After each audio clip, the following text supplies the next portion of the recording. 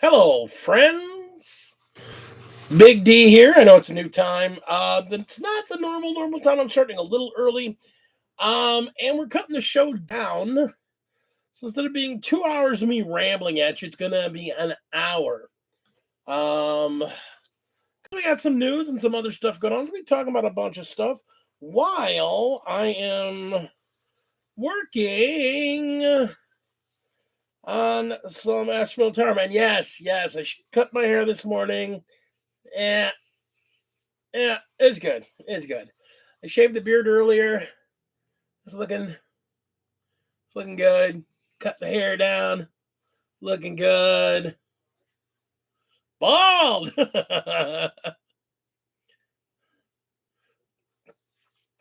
Well, hello everyone. I'm glad to see all of you. No. Nick, you got all that up here. I'm just in the middle. I'm going for the Tank Abbott look. Fat dude, no hair and a beard. All right, anyhow. Hello, crafters. Big D here. How y'all doing? I'm Big D, the Gamecraft Dragon, and today we are working on some Astra Militarum and talking about the direction of the show and talking about what's new in the wide world of Warhammer. All right, so let's chat, shall we? Mr. Kirschbaum, good to hear from you. God, I got some all over my glasses again. I have these crappy glasses. God. All right, so let's start at the beginning. Yes, it's New Year, new me. I do this every couple of months. Those of you who are familiar with me know that every couple of months I radically change my look. I was trying to grow my hair out. I was going to actually try and go back to one of my older looks, and I just realized this shit was driving me nuts. So here's a hint, folks. If you ever think about shaving your head, understand it's a commitment, because once you shave your head, you never really get used to having hair back on it again. You just really like the feeling of getting that hair on your scalp. It just feels good. Feels good. Feels good.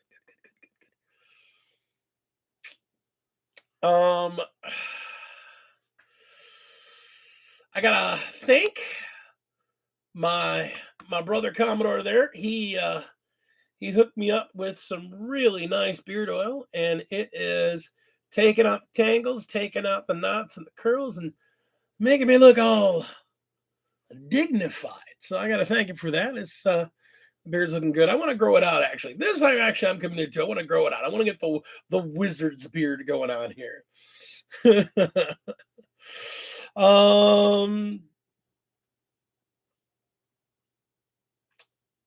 Had my 3-month review at my regular job here. They love me there, so that's a good sign. So be able to give my family some more stability, which I'm always a fan of. I had no concerns. It's a family place. It's a family place. I'm a family guy. It works out.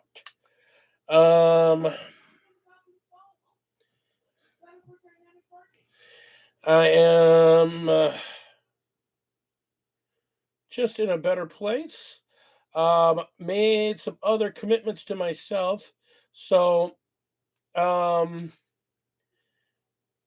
going to be trying to get more content in between the live streams, as I've been talking about.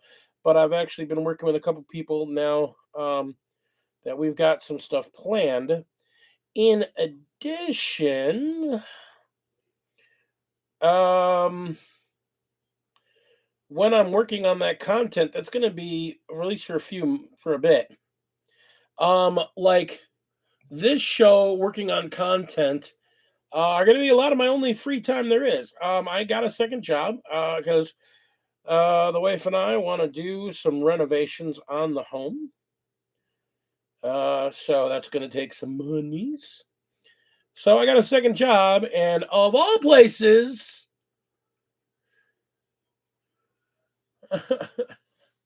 Of all places, I'm working at a gaming store. Big shock.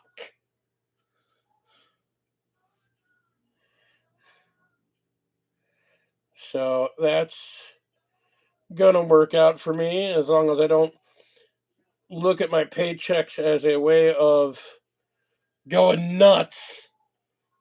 Like, it's like an alcoholic getting a job in a liquor store. Um,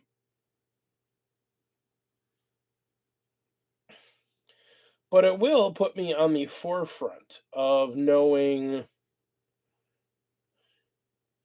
release dates on new stuff, which I, of course, will pass on to my homies here in the channel. Now, I wonder, Big D, what are you doing with white paint coming straight out of the pot? That's got to be the worst thing you could possibly do. And 99% of the time, you would be absolutely correct. I have found a new way of using white paint that's good. Because I have to do a lot of touch-ups with the method I'm doing with these, so I want them to not look bad. So instead of using white paint normal, I got my hands on a bunch of old bottles of white air brush paint, pre-thinned. So it's like a halfway between an ink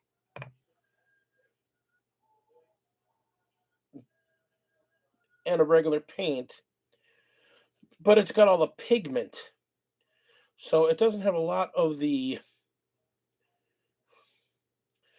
acrylic medium, but it's thinned down massively.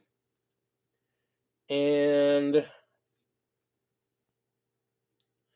since I am only using it to touch up pieces before I work in the next layer of contrast, it's not bad at all.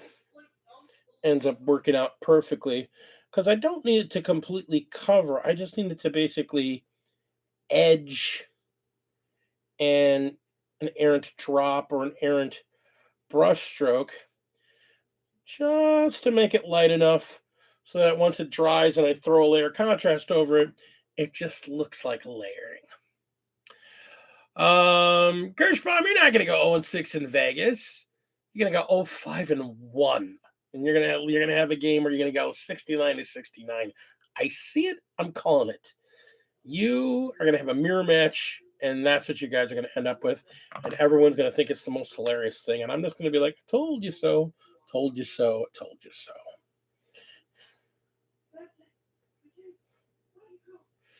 Do, do, do, do, do. So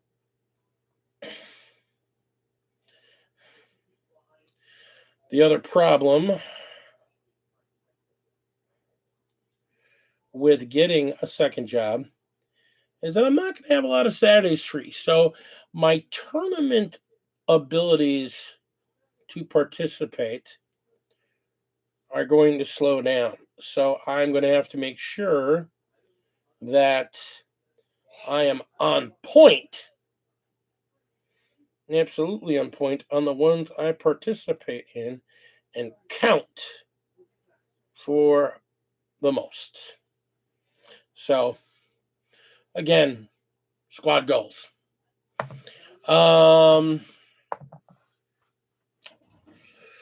What else is going on? But it doesn't mean my Sundays will always be free. So I know I'm going to be running a RPG with some friends. But I'm also going to be playing a lot more Age of Sigmar because I need some gaming interaction. I'm just looking at my Thursday night league or open play night, I guess, whatever you want to call it. That'll be free. So my ability to play anything organized is kind of shot for right now, but as much as I love gaming real life considerations have to take precedence. Not a big deal. I'm all right with it in the long run because in the long run, it's going to get me what I need, which is a bigger space, um, some better tools, and the ability to produce higher quality content.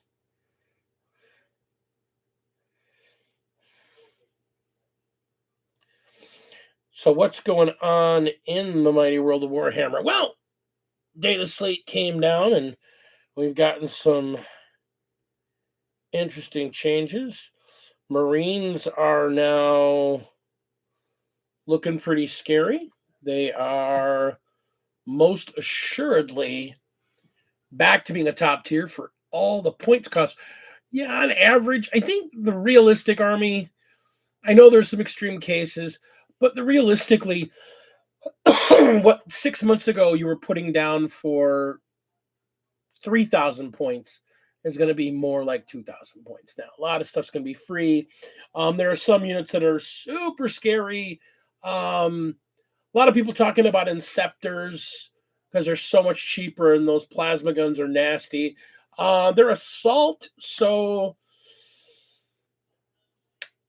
I can see them being really good with somebody like White Scars will be able to advance and shoot with them.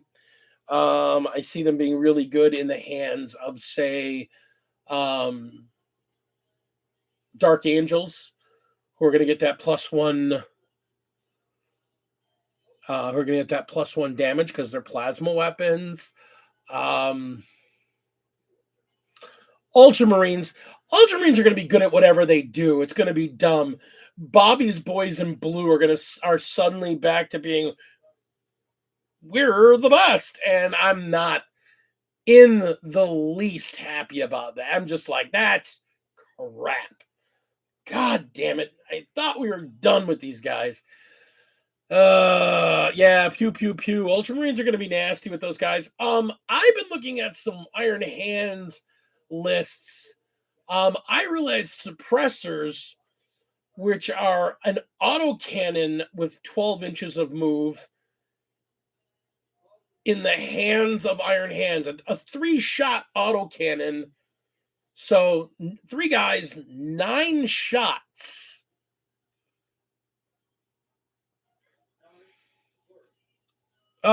Fist. Oh. There are some interesting combos for the fist. The problem is that, to be honest, unless they change their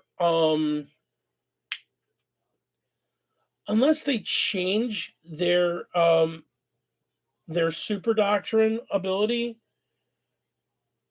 their super doctrine's just not great. But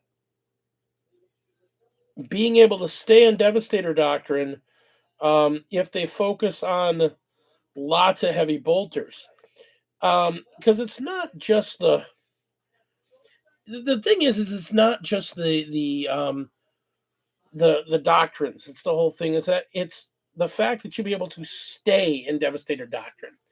So Devastator doctrine with as many heavy bolters as you can get.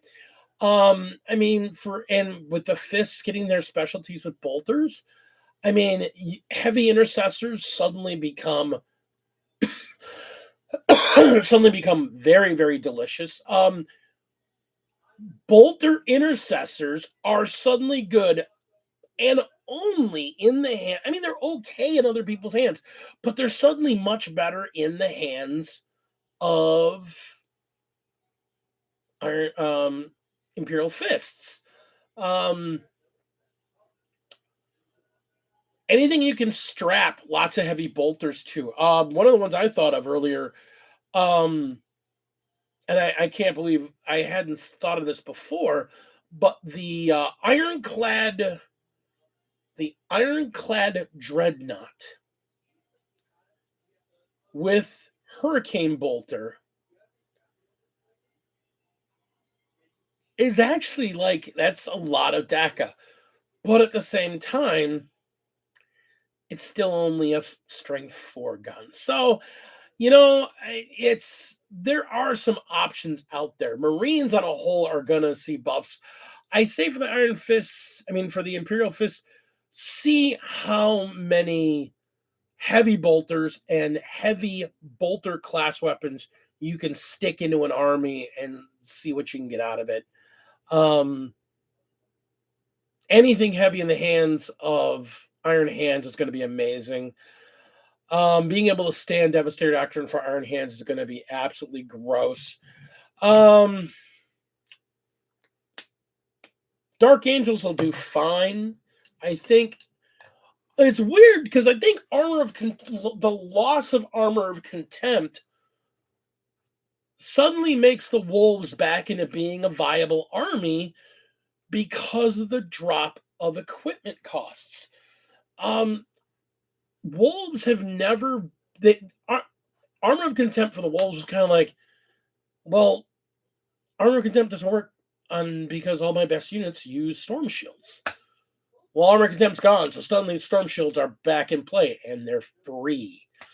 So running blobs of Storm Shield flying dudes and Storm Shield dog dudes and Storm Shield Terminators, and you're back to where the Wolves, with their ability to negate minuses and ignore penalties with some of their special wolf only stratagems, Wolves are going to be great. I think it kind of puts Blood Angels on a back foot. I think this now moves it from, because Blood Angels were definitely better than Wolves with Armor of Contempt. I think the loss of Armor of Contempt does this with them, and now the Wolves move ahead of them again. I think White Scars are going to be great. They're just gonna need to rely on lots of things that have assault weapons and moving fast, and there's plenty of heavy, cheap weapons out there now that everything is free. I honestly think the only bad armies, I mean, Imperial Fists are not going to be bad. I think they're just going to be one of the weaker Marines. And that's, again, when you're talking about competitive level Marines. I think, especially because the other part that's coming out is the whole Arc of Omens and the boarding actions. And I think Imperial Fists are one of the units that are going to have an amazing time in that version of the game. Bolters are going to be heavy bolt pistols, which I think they get the bonus with too. They're going to have a good time with that. I don't know how to feel about it. I saw the rules and how everything got cut down and how everything's just changed. And the thing I worry about with Arc of Omens, specifically with the boarding actions rules, and again, you're not going to see them in competitive, so it's not a big deal that, right? I don't even have to think about that. But I think it's just playing the game.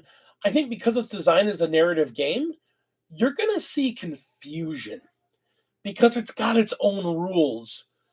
And it's kind of like a cross between the rules of 40K and the rules of Kill Team. Like, things are going to change up. And I get what they're trying to do. They're trying to basically create that 500-point narrative game that you can play on a single board and have fun with. You can buy a Kill Team box and have fun and play it. And that's great. I like that. I like the idea of getting people just playing more Warhammer. But at the same time, getting those rules, people are gonna play those armies and get used to them in that way, and then they go to the regular, well, but it works like this. No, it works like this. But it works like this. No, it works like this. But it's 6 inches. No, it's 18. And I think that's gonna be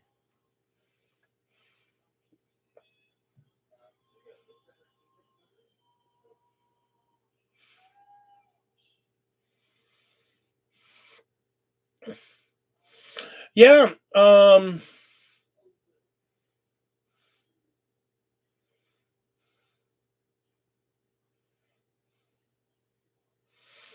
Yeah, I mean, that's the big thing. Angron's going to be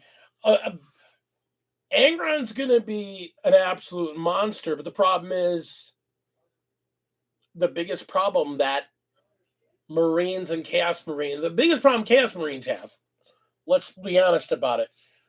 The biggest problem Chaos Marines have is the loss of AOC.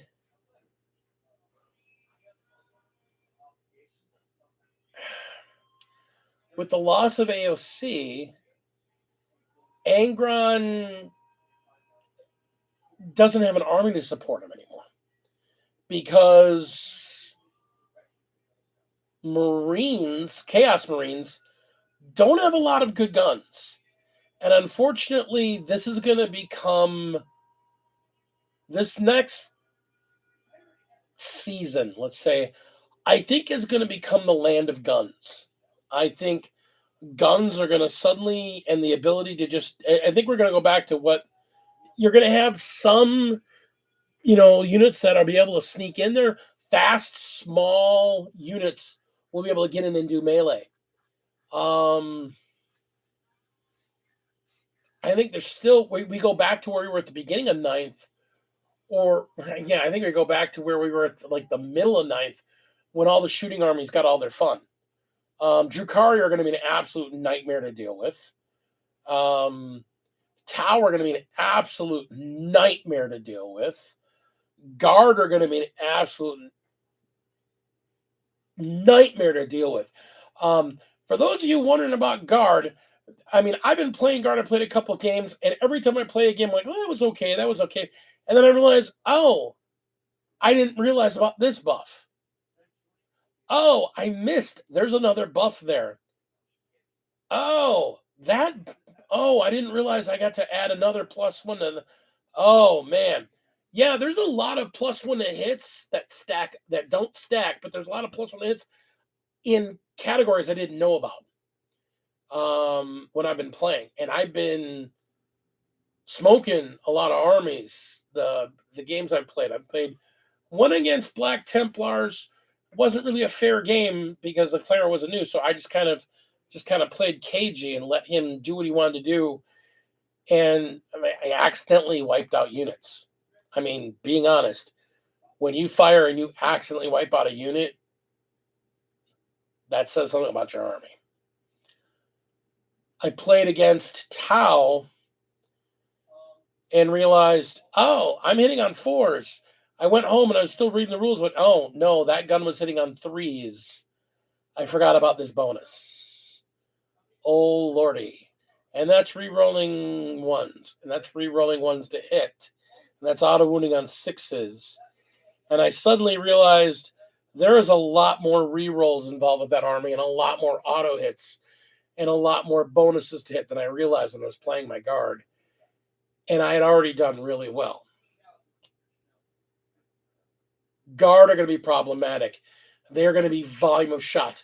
Yeah, they're crap for shots as far as their quality, but when you chuck a bucket, you're going to have to make some. You're going to make some rolls. I think orcs are going to be absolutely grotesque. I think we're going to see horde armies just really do well. I think Tyranids will do fine, but I think we're going to go back to the days of seeing just buckets of little boys on the table. I think the new meta of 9th is going to be volume fire. I'm honestly looking at my Tau going, wow, how about I just put 6 really cheap 10-man breacher squads on the table,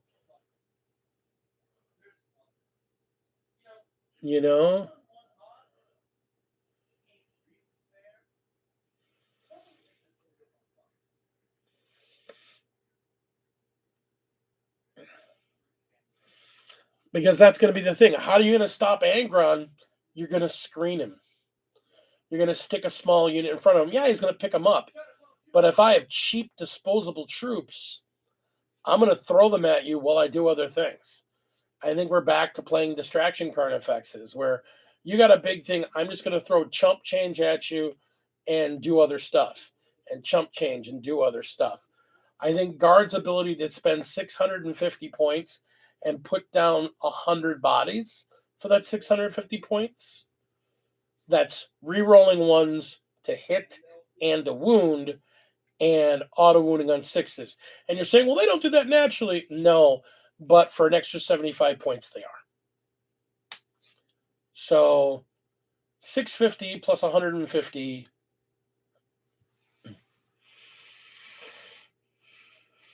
Yeah, I mean, Angron's great. Angron's wonderful, but Angron is going to be somebody that you just try to tar pit.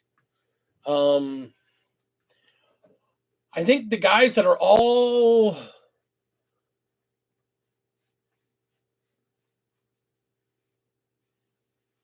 yeah. Railgun again, if he has wound caps, that's fine. I'm not trying to kill him. I'm just trying to slow him down. And that's going to be the way I'm going to do with big figures, like big things. Just slow them down. I don't need to deal with you when I'm playing guard or I'm playing orcs. I've been seeing orc lists that was running around. Somebody was talking about taking 100 grots and then 60 boys. And I'm just like, that's ridiculous. Yikes. And just swarm all over the table. I think we're going to see a lot of that. I think you're going to see horde armies go really wide on cheap units with a couple big units to back them up, but tie you up with their junk while they just score points, doing actions and holding objectives. I think Tau really need to go back to looking at their troop slot. They keep making crisis suits more expensive. They keep taking buffs away. They keep making the big suits too expensive for what they do. I think you're going to see it get to a point where somebody has one or two squads of like one, maybe two squads of crisis suits, and then just fills up their list with shitloads of troops and just runs them all over the board. Just dropping them all over the board. I think transports are going to be big and back. I think you're going to see a lot more armies using transports. With flyers being out of the game, because anybody takes a flyer, I mean, let's be honest. If you take a flyer, you're not doing anything with that flyer until turn 3. Flyer starts. Yeah, and I don't disagree. I don't disagree with that, but okay. So by making planes start in reserve and then not be placeable till turn 2, that means you're losing 2 rounds. I'm of the opinion that you could step it back. Planes start in reserve, they get put on the table on round 1. So they're there on round 1. That means they can't move round 1. By putting them so they don't come down till turn 2, I'm not moving that plane till turn 3. How many games have been played by anybody here? By turn 3, that game is pretty much in the bag. You know what's going on at that point. you already know where your points are at.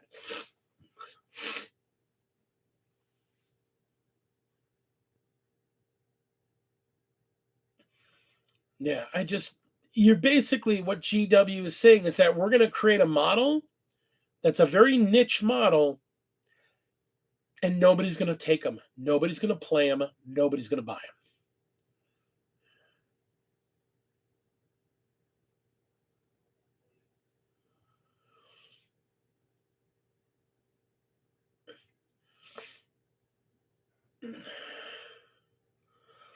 And again, I don't disagree with that. I think, be perfectly honest, I think instead of making bombing just a strat or an automatic thing where they just, hey, I fly over, I do mortals, and I'm done with it.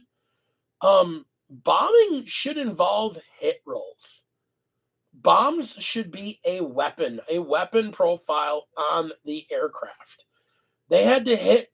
They had to target and hit with bombs. They didn't just, oh, I just hit. Bombs should be bombing abilities and bombing runs should be something you have to roll to hit. They should be a weapon profile on the vehicle. Yeah, just doing mortals right off the bat. No, make it a weapon. Make it a weapon so that you can have different weapon profiles. Hey, I'm doing frag bombs. So they're low damage, but I do a lot of shots. So I'm doing like little flechette bombs everywhere. Or I'm doing a big bomb that's going to hit bunker buster, hit something, blow it up. Or I'm doing something that does a medium amount of shots. I mean, they do it with missiles, they do it with grenades. Why don't bombs like giant freaking grenades? That's my opinion.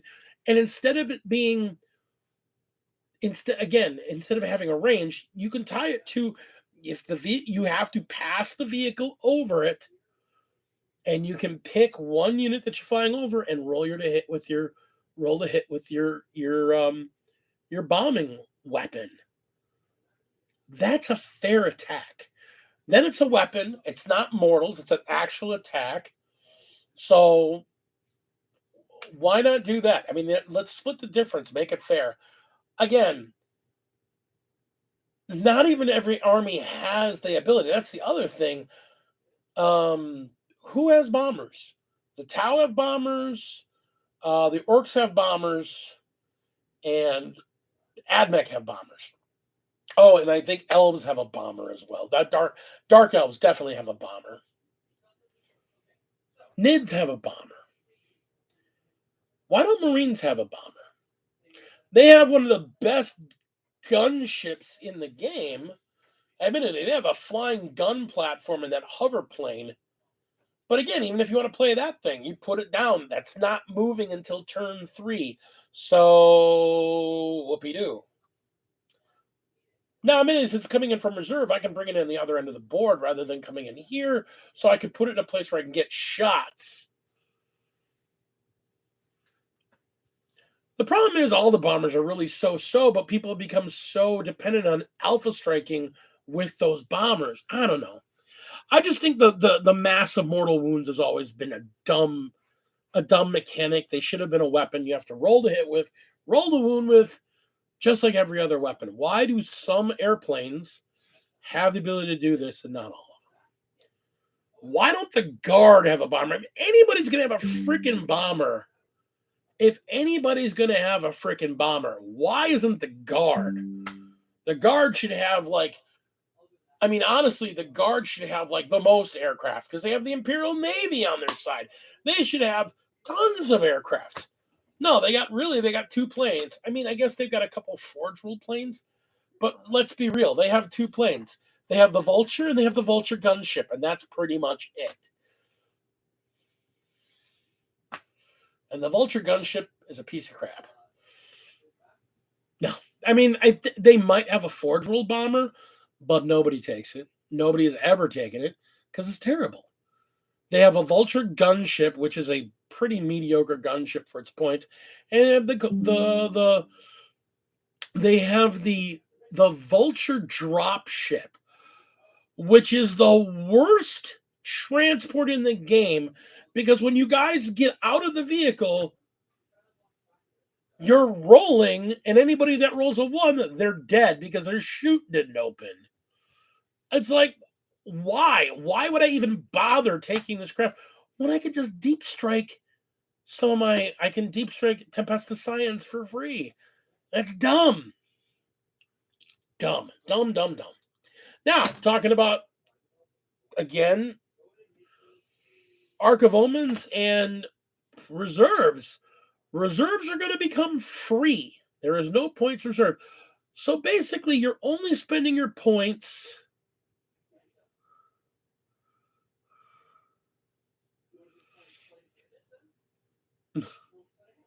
but at least you say the Orcs is the worst, but I seem to remember, and Knox, remind me if I'm wrong or if I'm misremembering it, but there it wasn't last year, but it was 2 years ago that the Orcs were at LVO and the Orcs rolled up with 3 of the Burnabombers and they went first and they literally tabled. They had the 3 Burnabombers that they ran up with. Oh, and they had all that indirect fire because that was when they still had the squig buggies. They basically ran up and tabled the other army round one. That was their alpha strike.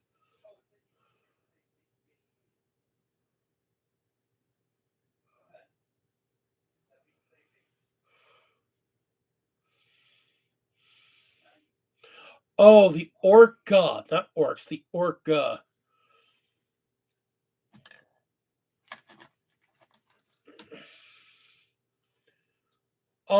Yeah, well, the orcs and the Admech.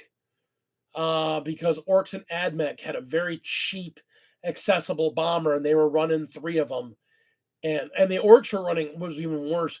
The orcs were running 5 planes because they were running 3 Burnabombers and 3 Daka jets, or 3 Burnabombers and 2 Daka jets, and were just ripping stuff up, and then could fire all of their squid buggies, and it was the worst. That was the whole reason the orcs got nerfed because of what they did at LVO. It was like, oh, they're a completely uninteractive army. They literally tabled.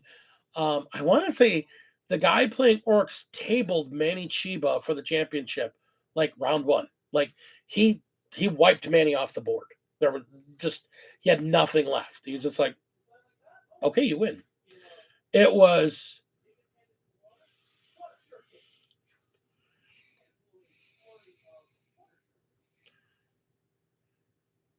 Yeah, I mean it's just stuff like that. There's a whole reason why the planes thing.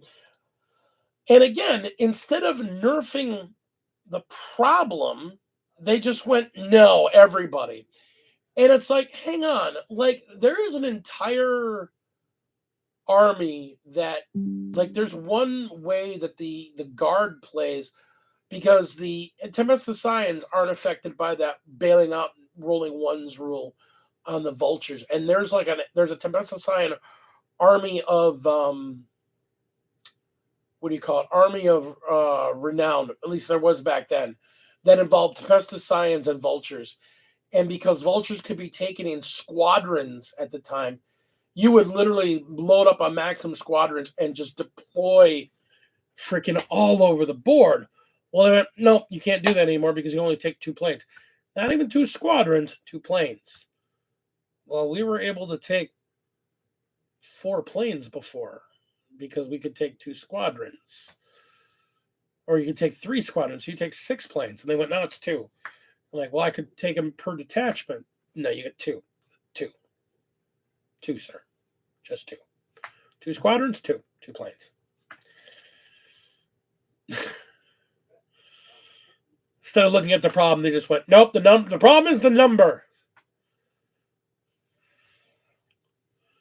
And squig buggies, man. Poor squig buggies. Then they realized indirect fire was even a bigger problem, so they just went, okay, we're just going to nerf the shit out of every last bit of indirect fire in the game, except for the guard, because they suck, so we're going to leave them with their indirect fire. Oh, well, Admech's whole problem was their bombers. Was the bombers with the planes, and then I forgot what they could do. They were dumb too. I mean, honestly, the plane meta was dumb for a while there. I mean, that heavy aircraft meta was really dumb for a bit there because all the planes are -1 to be hit. And they're, they can go wherever they want on the board. As long as they're not stuck on your base, they're fine. They can be in base to base because you can't fly, you can't fight them. And then the guys dreamed up the crap with those freaking sun sharks. I remember when the Talbot came out, everyone was saying, oh, these sun sharks are terrible. Sky sharks are terrible. All the planes are terrible. And then suddenly they became, if you weren't running 2 of those bombers, why were you even playing the Towels? They're the best unit in the game. And they were. They were dumb. They were cheap mortal wound generators to start a game. Yeah, and they move blocked. It's like, I can't interact with them, but I can't move through them. That is some bullshit, sir. And I think part of that comes down to the original concepts of Warhammer didn't deal with planes. I mean, aircraft weren't a thing. I go back to this. I know, old man talk. Aircraft weren't a thing. Forever. For like the longest part of this game, aircraft were not a thing. You just didn't have them. There were aircraft, but they didn't fly all over the board. They came in, they dropped. They were drop ships. There was the Thunderhawk, there were drop pods. Those were the things that flew. They come in, they did a thing, and they stopped, and they were there. And then suddenly we need to have aircraft because aircraft. And the rules were never meant to deal with aircraft. Well, they got to be harder to hit. But then you got to have anti-aircraft. But if I don't have anti-aircraft, then I can't deal with the plane. But if I have aircraft, if they don't have anti-air, if they don't have aircraft, I can't do anything with my anti-aircraft.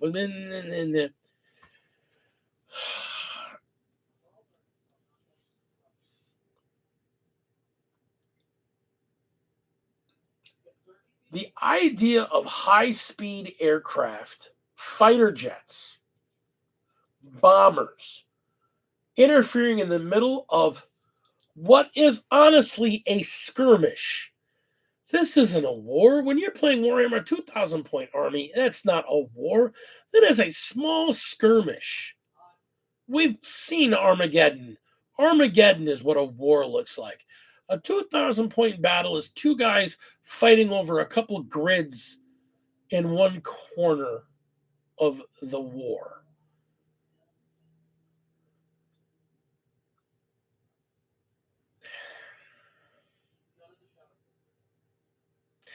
I don't know. The fact that they can move block, the fact that you can't do anything about them with melee, if you're playing a melee army, the guns are -1 to hit. Unless they're specially designed.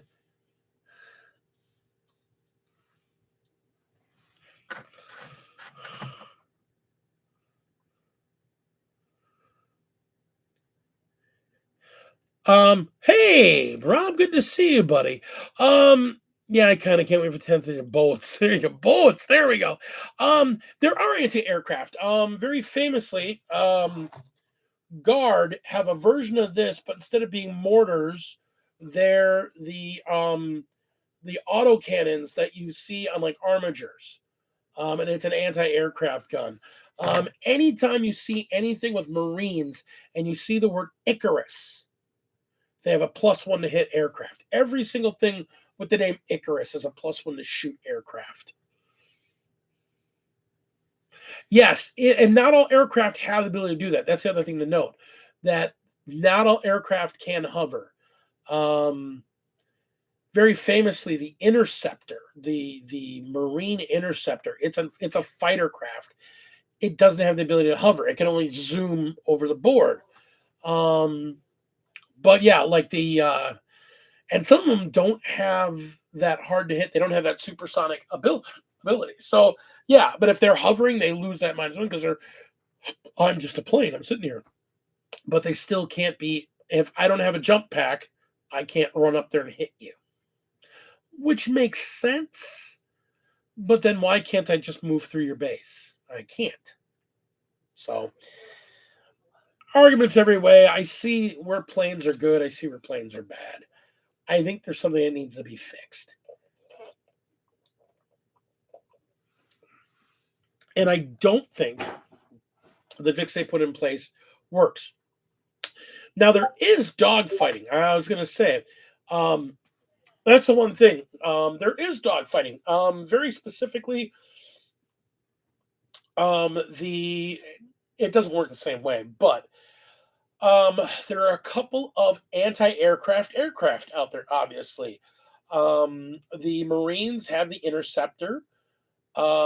Chaos Marines actually have the dragon. I forget what it's called now. But they have that flying dragon. It's actually an anti-aircraft vehicle because the whole thing is that it's got a flamer or an anti-aircraft gun in its mouth, and the fact that it can jump on and melee an aircraft and tear it to bits, like it's devastating on aircraft. Helldrake, yeah. The Helldrake is nasty, specifically in aircraft. I honestly, one of the last iterations my my Word Bearers army actually has 2 Helldrakes in it. And again, 2 models that I bought, I played once, and I will probably never play again, well, as long as the current aircraft rule is. Because why am I going to spend points on an anti-aircraft aircraft? Because they're not particularly good at taking on troops. Their whole thing is that they were there to. I mean, I have mine with Bale Flamers, so I can run around and throw flames on things. And yeah, I can use them for some movement block. But the reality is they're not great. They're okay. They're not great. They're okay. Their big thing was that, oh, look, it's a bomber. I'm going to jump on that thing and absolutely shred it. And they're designed to destroy other aircraft. Their melee profile against aircraft is just ridiculous. And because of that melee profile, like if I'm playing melee-based flyers,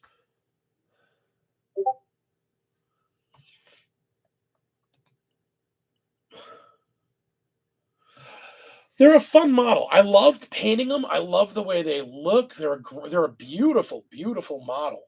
And if you paint it in Emperor's Children colors, that'll be gorgeous. Again, it's a great looking model. They're beautiful. They're one of them. I love the Chaos sculpts. I'm going to be honest. On a whole, I really love their sculpts. It's a great sculpt. But oh, hang on.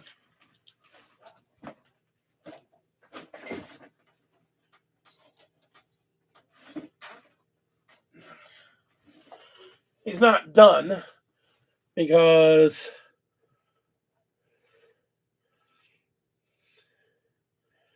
I never ended up playing the army. But this is like one of my 2 Helldrakes. I think the other one's on the shelf over there.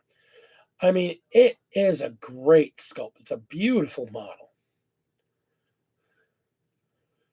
Yeah, it's a great, beautiful model.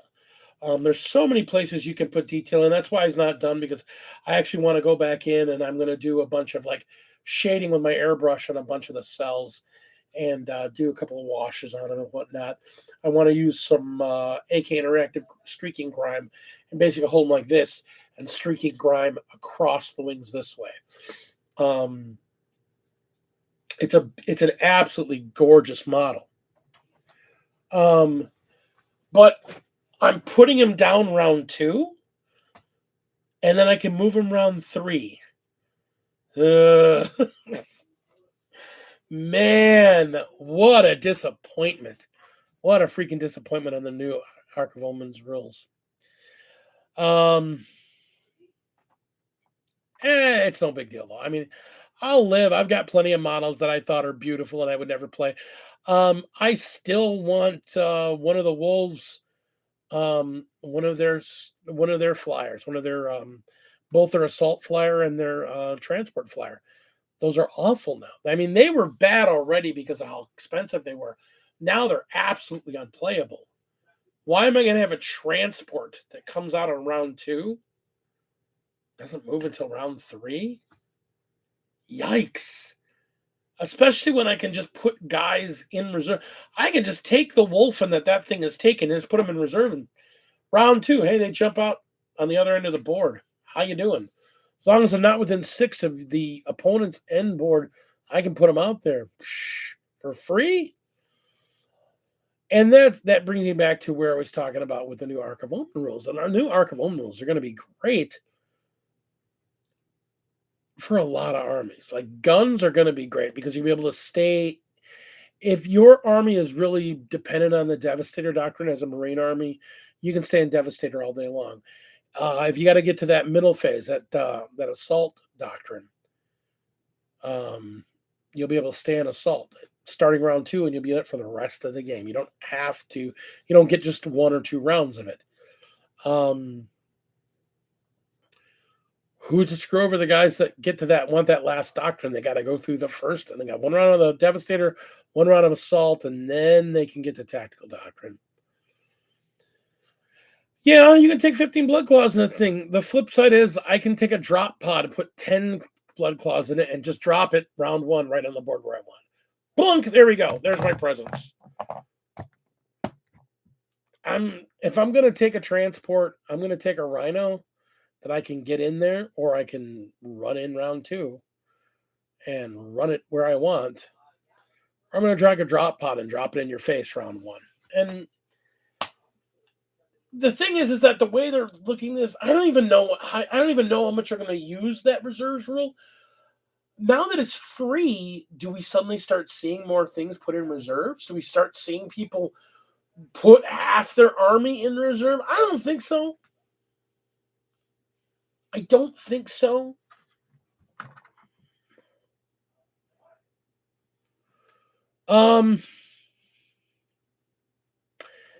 Here's the thing. I can't say, because the main 2 armies that were using drop pods never stopped. Space Wolves have been using drop pods pretty much. I mean, I saw Space Wolves using drop pod. I was using drop pod with my Space Wolves right off the bat. Iron Hands, 9th edition rules dropped for Marines, and Iron Hands were dropping drop pods.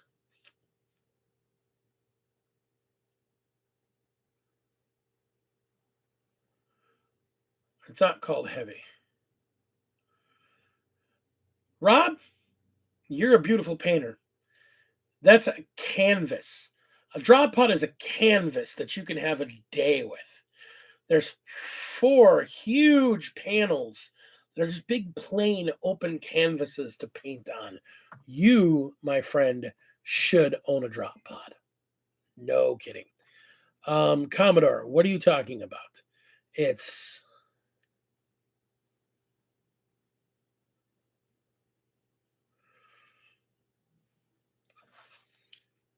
I mean, Rob, for the okay, so I'm gonna quick give you a punch out here, because there's a couple of people here who might not know who it is. Miniatures Paintbrush. That's my buddy Rob, Miniatures Paintbrush. He is a fellow Space Wolf. He's also a creator, part of the IDIC beer collection of painters. And there's another one of my brothers, Funkin' Hungry. Good to see you, buddy. Good to see you. So, if you're not a subscriber to the Miniatures Paintbrush, you should go to his YouTube channel. He gives, they're lengthy, but they're really beautifully detailed painting lessons. Like, the man does art on miniatures. He just does beautiful, beautiful art on miniatures. And there's such a passion. His Tau are gorgeous. His Space Wolves are absolutely amazing. And it's fun content. He's really just, if you're not a subscriber, you should go there. You should subscribe. He's very good. G the Hyper Sabian, my guy. And his and the other thing I want to say about Rob started something that popped off in the community, and I think it's over in England right now. He's one that got me really deeply involved in the online community, because he started off a pass it forward box. So he did this pass it forward box, had all this groovy stuff in it. He passed it. It went over to my man Mythos and Freak down at the Frost and Fist, and then for the Frost and Freak, the box went to IDIC Beer Nick, and then from IDIC Beer Nick, it came to me, and then from me, it went to Captain Morgan back over in jolly old England, and it's basically a giant box of like hobby supplies and models and just stuff with like little notes on it and little stories, just why you're sending it, because meaningful stuff behind it. It's a really great thing. If you look in my list, you'll see where I did my unboxing, because the idea is to it's kind of a welcome to the community. Now let the community know who you're all about kind of box. And it's really, really good. Yes, my head is reflecting light. You butt.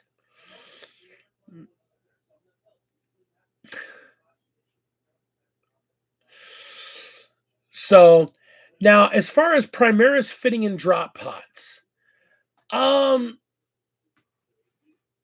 yes, it would be great if Primaris could fit in drop pods. The flip side is, though, the rumor on 10th is that Primaris are getting jump troops. They're getting their equivalent of assault Marines. They're getting jump packs. Now you could already argue that they already have a heavy weapons jump pack with the um, what are they called? The talking about it earlier. The guys there's guys that have the giant cannons, and then you got the Inceptors. Why can I not think of what they're called? Um,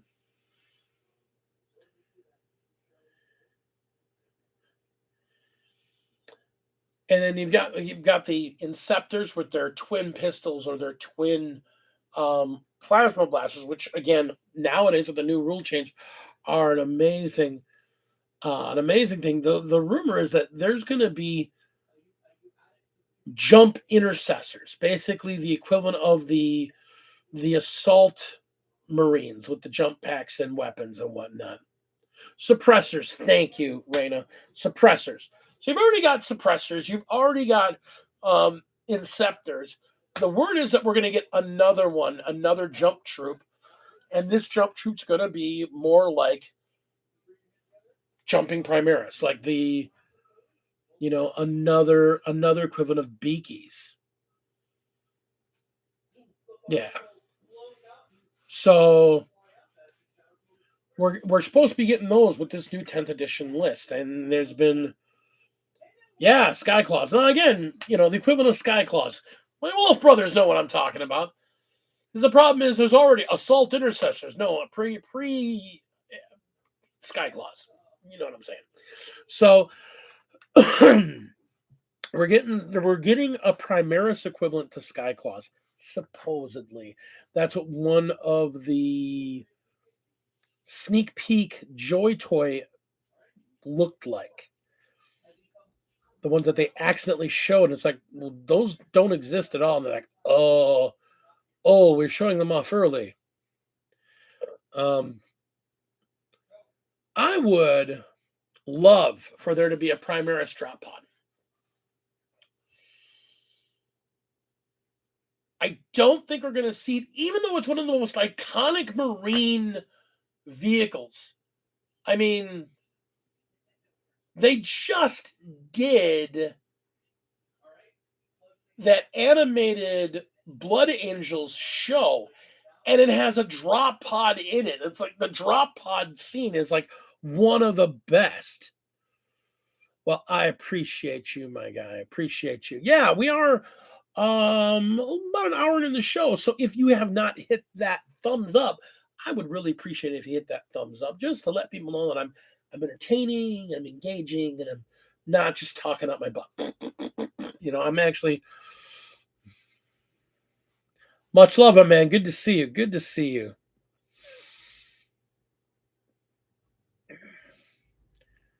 There's also a jump pack in the new Space Marine game. I don't know if the main characters. Yes, that's the whole thing. The guy that is the lead character, he is, you can tell by his armor, that is Primaris armor. And he has a jump pack in that game from the thing they showed. So that's Primaris with jump packs. So something is going on with jump packs.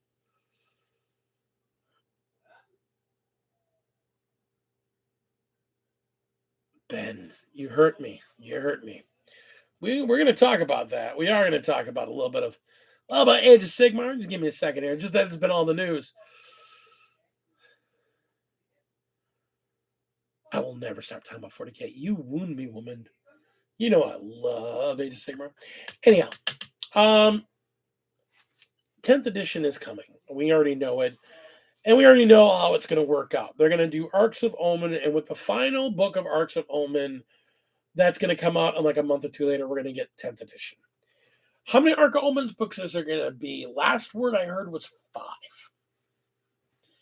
And we're probably going to get one every month and a half. Since we're getting one now, that means we should get one probably end of February, middle of April, end of May, middle of July, September. So look at September, October. Look at September, October for when we're going to see 10th edition. If they push them back a little bit or they push them up a little bit, they could even push it so the Arcs of Omen and 10th edition kind of coincide. Now, I say that. Now, this is a supposition. This is not anything I've heard anything about. But this is going specifically by 3 sources of information that we already have. If you look at the Guard Codex is a massive change to how armies are organized. They're a massive change to how armies are organized.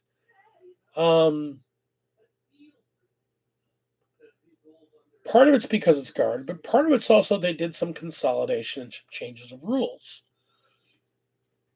A lot of the specialty weapon units are gone and they were replaced or moved around or shifted.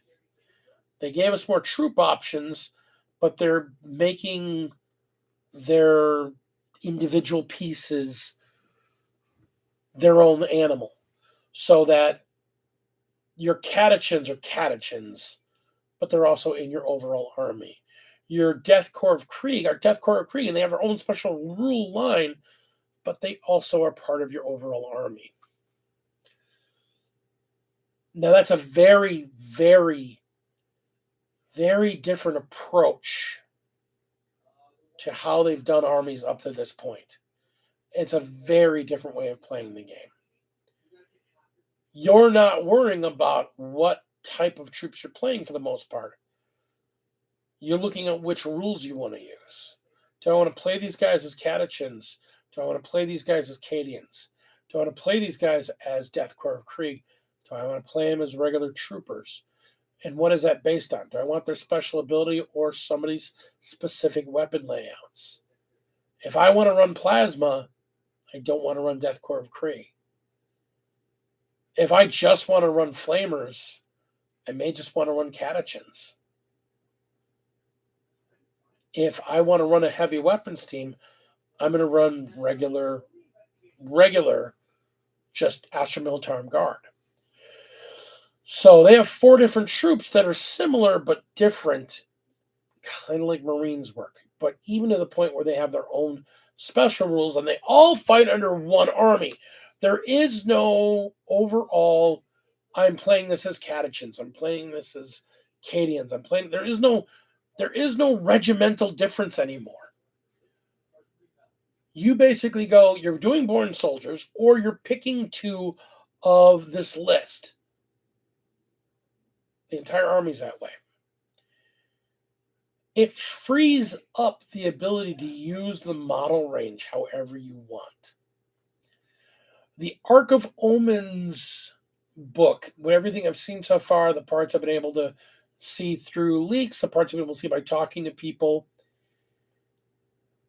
the abilities that they're showing are freeing up your ability to build an army. You're literally unrestrained in how you build an army anymore, other than you're picking what your specific specialty of your army is, and that's what you're piling in on. You need 1 HQ and then at least 3 of one type of part. And then you can stack in more of them if you want. You can honestly run 9 elites. You can run 9 heavy weapon slots, which is crazy. That's all you're running. So they're giving you the freedom to build your army however you like. They're giving you the freedom in the Guard to build them without worrying about what their regiment or chapter or any of that is. And then they made a very important statement when they were talked about the release of the Imperial Guard book. And a lot of people have missed this. They even said when they were talking about how they're designing the Guard book, this was before they released it, GW said they're designing the Guard book to be the bridge between this edition and the next edition. That was a quote. They designed the Guard book to be a bridge so that it works in both the current edition and the next edition. It is the standard, and this again a quote, it is a standard of how armies will be organized from this part forward. So we're getting guard and we're getting world leaders. And then we're done. We're done for this expansion. That's everybody done. We're going to get Marines 2.0. I'm willing to bet dollars to donuts that Marines 2.0, we're going to stop seeing little tiny books supplementing a big book. I am fairly convinced we're going to get Marines, the novel.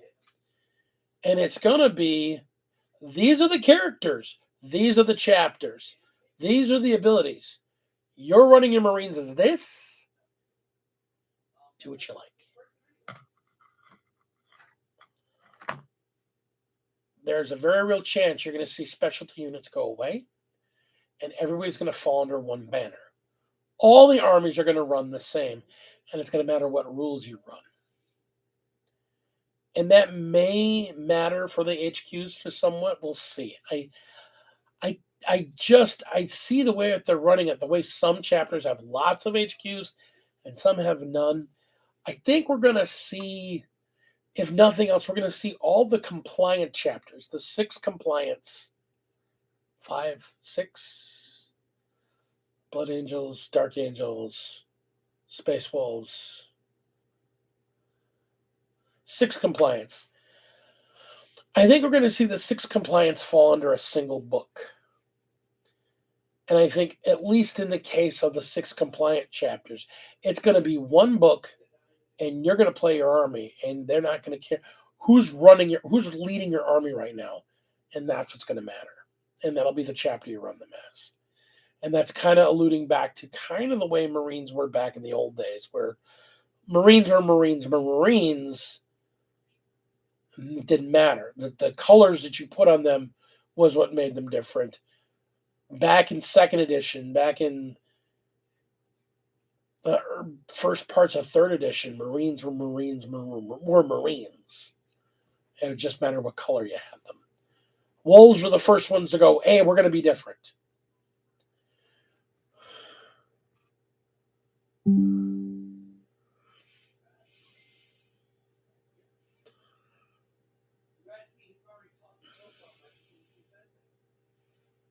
You think they're only going to go with indexes? That's another interesting thought.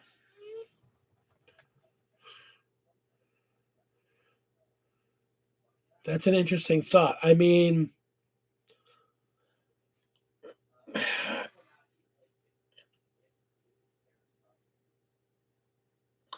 I think doing a full index for I can see that, but that would mean they're cutting away a lot of their fluff. And I think they've learned they've learned to use those indexes. Well, I mean, they had them between 7th and 8th, didn't they? But that was because they changed the entire rules. The other thing that they said specifically was that the 9th edition rules were meant to be a living edition, so that their base rules were going to stay the same and things were just going to change as time went on. Like they were just going to slowly morph the rules. I don't know how well that's going to work. I think they've realized that doesn't entirely work because of the amount of gigantic hammer nerfs they've had to do over the last couple of years. But it'd be interesting. And I think you might be hitting on a point there. I'd love to see if they did abandon codexes. I don't know if they can, just because I know that's a cash cow for them. But in this day and age, it'd be nice.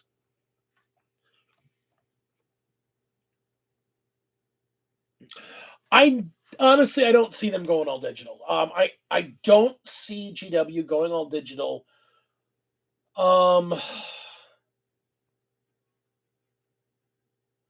I know a lot of people have talked about it, and there's a desire to see them go digital, fully digital. I don't see GW doing it just because they make a lot of money on their books and the physical books being sold. I think if the profit margin dropped down, has gotten to a point where it's not profitable for them anymore, or not as profitable, there may be a point where they drop out of books. But I mean, they've gone to the smaller book sizes now, and they're giving you a little tiny book that they're still selling it for $30. So, um, it'll be interesting. It'll be interesting to see. Like I said, I think this will all wash out. We'll know what's going to be going on for the first couple of Ark of Omen books are in our hands. That being said,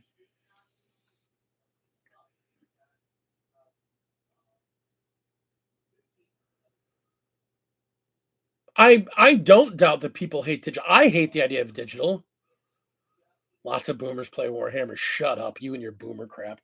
Dude, there's a lot of guys that just like books. There are people who like books. Of course I do. Yeah, the codexes are like 60, but like the little books are like $30 a pop. Speaking of which, I'm gonna go to one of my $3 patrons and talk about something he asked to talk about. Some Age of Sigmar. They got a brand new book coming out, the new season book, the season 2 book for Age of Sigmar 3.0 should be coming out this year. Trees and dinosaurs must die for my hobby. I like books, but I also recognize that, at the rate that they're changing editions, books can be problematic. I mean, I know how many books I already own that I'm already looking at going, well, in 6 months, that book is going to be, as soon as 10th drops, I've got an entire bookshelf that's going to be like, out the fucking window. So,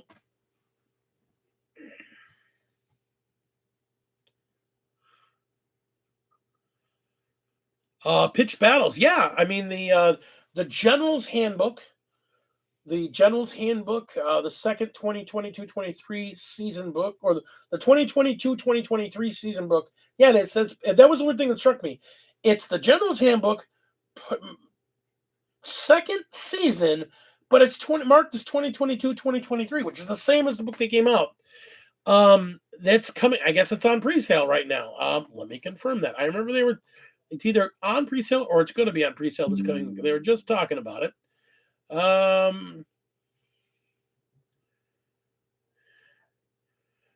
No, so it goes on pre-order this coming weekend. The new season book goes on pre-order. Yeah, I just ordered some for the store. Yeah, I mean, I'll be honest, I like the Age of Sigmar way of doing the book much better. I like the spiral binding much better than the crap flat press binding they do. Those books come apart like nothing, or they can't open them. I'm excited to see how they change it, because I know I play an army that has big old beasties in it. Big old beasties in it. And the last General's Handbook basically took away his ability to go stomp on stuff, and that sucked. Because I love this figure. I absolutely adore this figure. And I can't play him the way he's meant to be played. Yeah, I mean, get them spiraled. Absolutely. I mean, you go to Office Depot, they cut off your binding, they put a spiral in there. I mean, that's the way to go. It's absolutely the way to go. They already do it with the General's Handbook. Why can't they do it with the Warhammer ones, with the 40K ones? That exactly, Todd. Spiral bind them all, you cowards. Just do it. I just use Battlescribe. That being said, well, okay, so here's the thing. Here's the thing with Battlescribe. Now, again, I love Battlescribe, but when a new book comes out, sometimes it'll be a couple weeks before you get an update. And I like to read my book. Like, I read my book. I read my lore. I read this stuff on him. I like to look at the rules. I gotta admit, I do like Wahapedia, and I will be honest, if GW did digital the way that Wahapedia does GW's rules, it's pirated as it is, admittedly so. if GW formatted their digital books the way Wahapedia did, I wouldn't have as much a problem with them.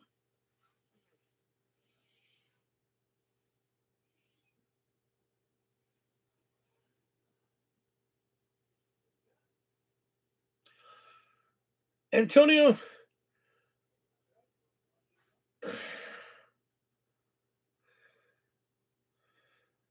and that's the thing. The box, the pre-release box came out with the codex. I know Commodore has it. Days at worst. The Guard dropped their Cadia book 2 weeks, 3 weeks, 4 weeks ago. Yeah, 4 weeks ago. 4 weeks ago, the Cadia box came out. We still don't have the update to Battlescrap. Wahapedia just updated like a week ago. Why don't we have data?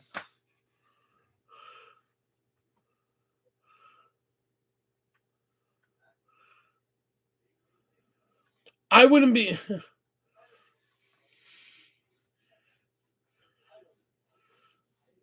Yeah, they aren't out yet, but yeah, every freaking Guard player is chomping at the bit to get those rules. Let's be honest. And Battlescrap's an unofficial resource, so why aren't they in the tournament? I can see arguments either way. I don't care. I'm in hand building lists and looking at my points for my Guard. Yeah, I mean GW doesn't adapt to changing technology. That's been fairly true. I mean, they look at STLs and they still don't understand that they could sell STLs and out of print miniatures. They could scan and sell the STLs of out of print stuff, and they would sell. My God, they would make money on their IP. And there are tournaments. I've seen tournaments that are allowing the new book out there. It's crazy. So, it's part of the reason I'm not crazy about when GW does these, 1 month before everything comes out official pre-releases. It's like, just release the crap. Put the Army box in the special edition. Release all the stuff. Let us get our game on. It's not like I don't know. I don't know. I just.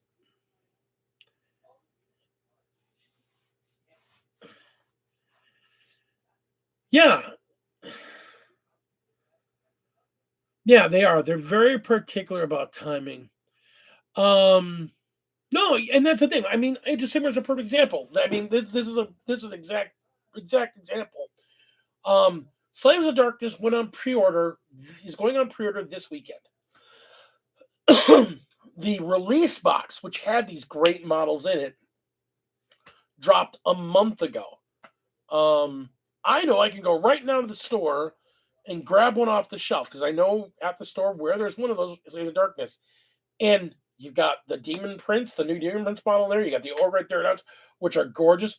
The new Slaves of Darkness.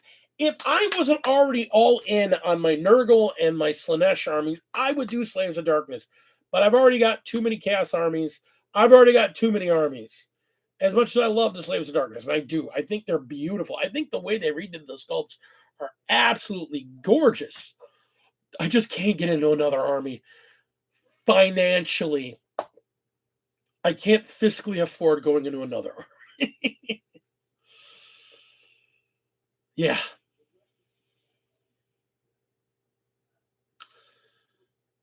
Yeah, and that's the thing. I really do. I really love and again, we'll talk about it now that we're done with 40K for the most part. I mean, we can talk about Age of Sigmar.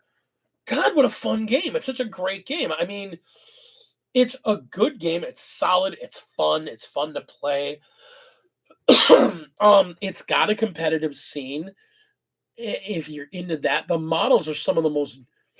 I honestly think the models are higher quality as far as their paintability as opposed to 40K. 40K has great models, and I don't get me wrong.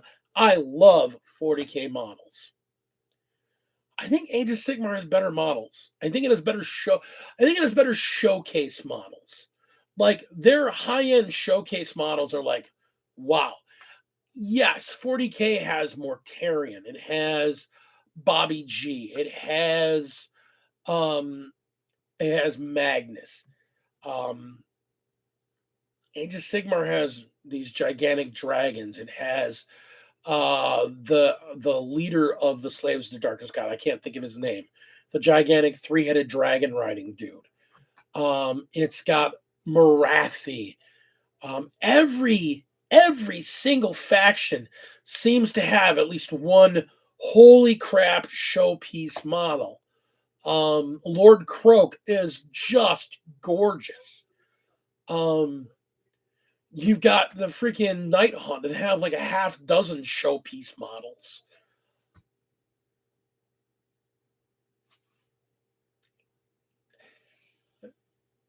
$40K is a really great game. It has a lot of really good models. I love the basic troops. I love their basic stuff. Their showcase models, in some cases, aren't very good for play. Silent King is great.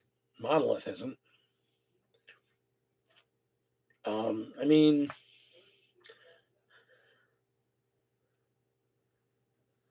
what should we got here? I started up a conversation. There we go.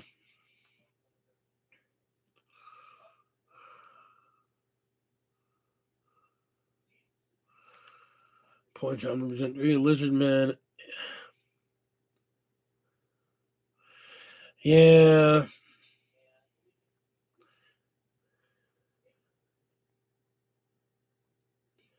What is their big model? Okay, which faction, Chris? I mean, you can name a faction, Age of Sigmar. Every faction's got one. You look at the elves. They've got Teclis for the light elves. They've got Marathi for the Cain, the daughters of Cain. They've got the giant freaking turtle for the sea elves. The dwarves have the giant Magmadon. The the lizard men, they have so many. They have the Steglodon. They have Lord Croak. Um, they have the Anklodon. They have those gigantic things there. Yeah, they have so many gorgeous figures for them, and they're just even their little guys are just the cute little dude. The little dudes with the are just great. The little chameleons with the blow dart guns are just cute looking models. Um, you've got the ogres who have this freaking guy.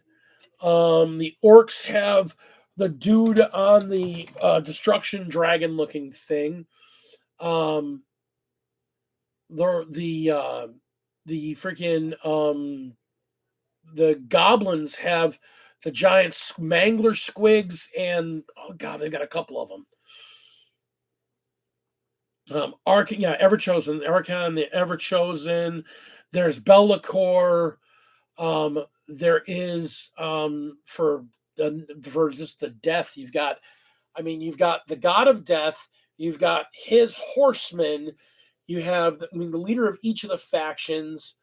You got Lady Oleander. You have the king. You have that the dude that leads the bone guys. I mean, there's just so many just gorgeous figures. Oh yeah, the overall that gigantic, yeah, the Nagash for the undead.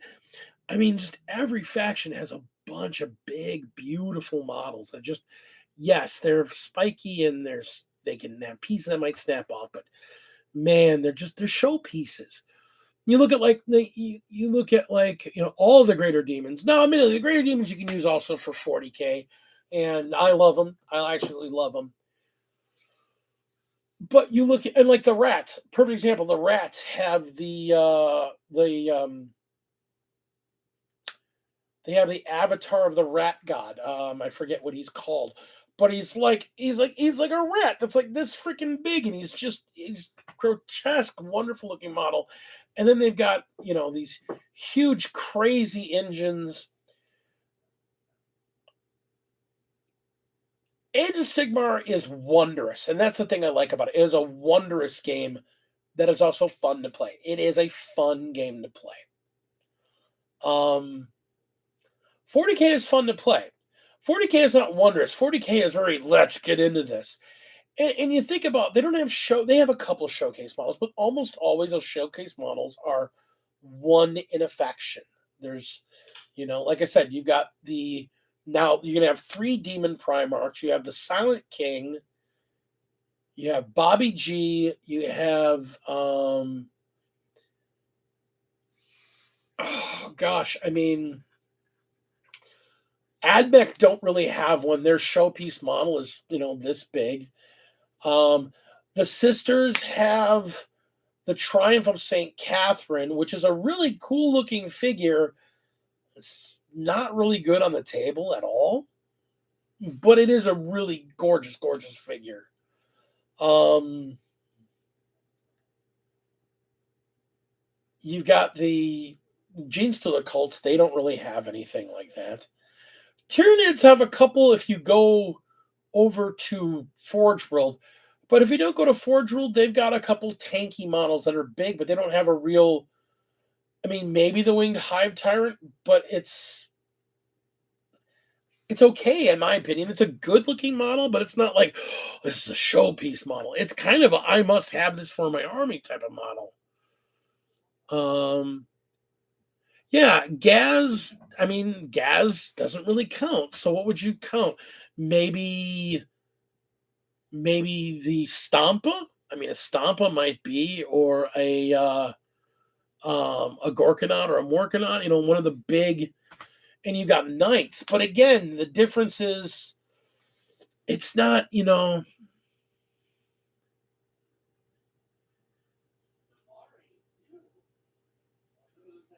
Fulgrim. If they did a Fulgrim model, that would be amazing. But again, you go back to the whole thing. Their big thing is that a lot of these big models are in chaos. The Tau, I mean, they're big. They have the Storm Surge. It's a knight. It's a big knight that shoots another. I don't see it as their showcase model. It's a big gun platform. Their showcase model is a little bitty figure, And I think that's the difference between a sci-fi setting and a fantasy setting. Fantasy setting, the bigger the fantastical, the more powerful and imaginative and evocative it is. Evocative it is. And I think that's just a matter of the genre difference.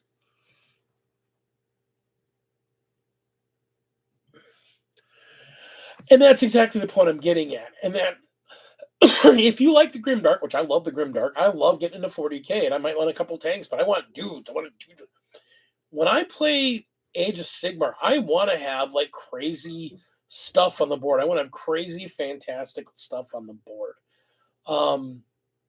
I like my Ogres because they're big, fat dudes, and they're led by gigantic dudes running around on horrific-looking beasts that are gigantic, and they're smashing and destroying stuff, and they're walking around with ship's cannons that they're carrying like a sidearm.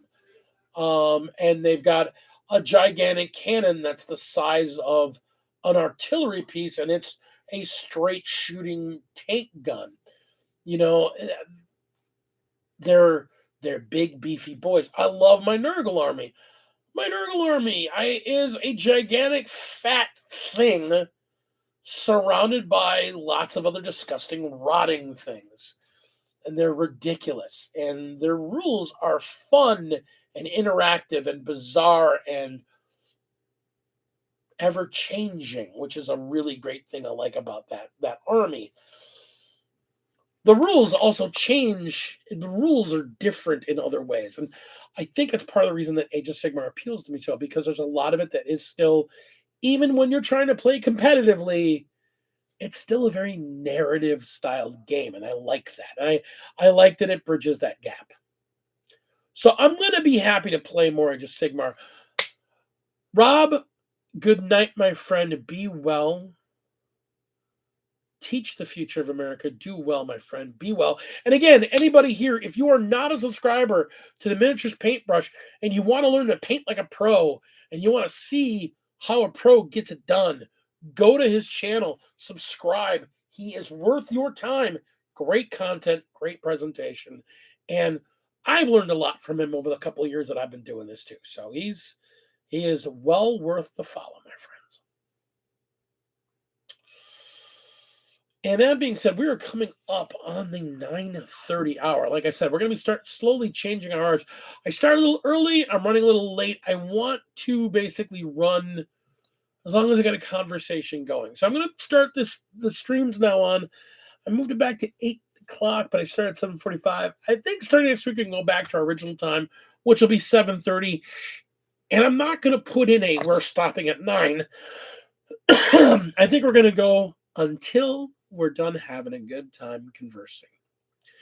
So with that last thought, I want to give a big shout out to my patrons, because it's your couple of bucks a month that really help me out every month. And I appreciate it. I appreciate what you guys do. I appreciate that couple of bucks here. And I promised you that you would get that recognition, because you know what? You make some of this stuff possible. Patreon's paid for this today. So let's give a quick shout out to, first off, our Battle Brother tier. This is $1 a month. That's the incredible, inedible, and bizarre Inquisitor Zane. The lovely, adorable, and wonderful Tina Karaskio. My man, Brian, out in Cleveland, the mini Warmont. Well, not in Cleveland. He's the one that's in Arizona. He's out there somewhere. He's doing great content. If you have not subscribed to Mini Warmont, go out to Mini Warmont. Check him out. He's got great stuff. And lastly, my dear brother, who I hopefully will be going and seeing very soon, maybe even possibly this weekend. I have to check and see what his schedule is like. But my wonderful brother, the amazing Master Modeler, Alex Drake. Secondly, we have our Battle Leader tier, which is $3 a month. I have 3 members of that. I have my man in Cleveland, Joe Bookish, my buddy over at Frost and Fists, Mythos Kushranada, the Frost of the Frost and Fists. And lastly, the amazing Age of Sigmar focused and keeping me on that Age of Sigmar kick, the amazing Ben Karaskio. And lastly, I have my 2 Warlord tier members. This married couple brings me a lot of joy every day, every week. They say things to me that no other person can say to me and get away with. And they do things to tickle my heart and make my brain go, what the fuck is wrong with these people? The wonderful and amazing Jessica, the Pirate Phoenix, and her man, the man that keeps us safe, coming in from the Phalanx, the man who has a good choice and a good head, is the Commodore. I want to thank everybody for showing up tonight. I want to thank everyone here. Tog, I appreciate you very much. Again, Rob was here tonight. We got Chris. I saw we had Hellchild in the house briefly. I don't know if he's still there, but if we did, it's still there. Obviously, we already talked about my buddy Ben. Who's been talking tonight? We have Skynox, my guy there, Skynox. Antonio, a man of wisdom, a man of intelligence, and a man that, again, great painter. If you're in the Mohawk area and you want to learn how to paint better, you should go to one of our sponsors, member of my team, as I am part of the Warp Storm gaming team. You should go to Warp Storm over on 60th and Layton and take one of those wonderful painting classes given by Antonio. He is worth the money, worth the time. Tina Karaskio was in here tonight. Who else we got in here tonight? I had a bunch of people in here. I'm really glad. I mean, my guy, G the Hyper Sapien from Funkin' Hungry was here. It's great to see that we had people in here having some good conversations, talking about this hobby we all love and enjoy. Again, build more miniatures, paint more miniatures, be more epic, roll more dice, tell your story.